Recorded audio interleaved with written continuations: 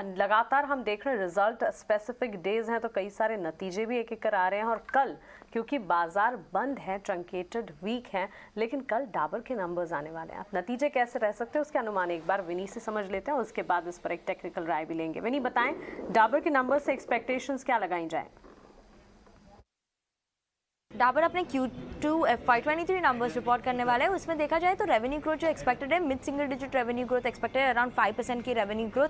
Profits में decline expected है, around 4.5% की डिक्लाइन आएगी प्रॉफिट्स में। वाइल मार्जिन्स एक्सपेक्टेड है कि वहाँ पे भी कॉन्ट्रैक्शन होगी, 200 बेसिस पॉइंट की कॉन्ट्रैक्शन इबिटा मार्जिन्स में एक्सपेक्टेड है, और इबिटा मार्जिन एक्सपेक्टेड है 20% पे।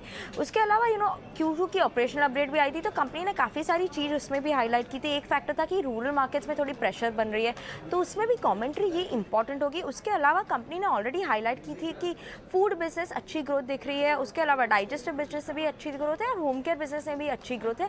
तो ओवरऑल वहाँ पे हम लोग एक्सपेक्ट करें कि डबल डिजिट रेवेन्यू ग्रोथ आएगी इन सब बिजनेसेस में। वाइल हेल्थ केयर बिजनेस की बात करें तो वहाँ पे थोड़ी मॉडरेशन एक्सपेक्टेड है हेल्थ केयर बिजनेस से। मार्जिन्स प्रेशर रहेगा क्योंकि रॉ मटेरियल प्राइस इन्फ्लेशन चल रहा है, सेल्स मिक्स थोड़ा इंफीरियर है, और उसके अलावा देखें तो हायर पैकेजिंग कॉस्ट भी एक फैक्टर है जो ओवरऑल मार्जिन्स को इम्पैक्ट करता है। इसीलिए ग्रॉस मार्जिन्स और एबिटा मार्जिन्स दोनों में कॉन्ट्रैक्शन एक्सपेक्टेड है।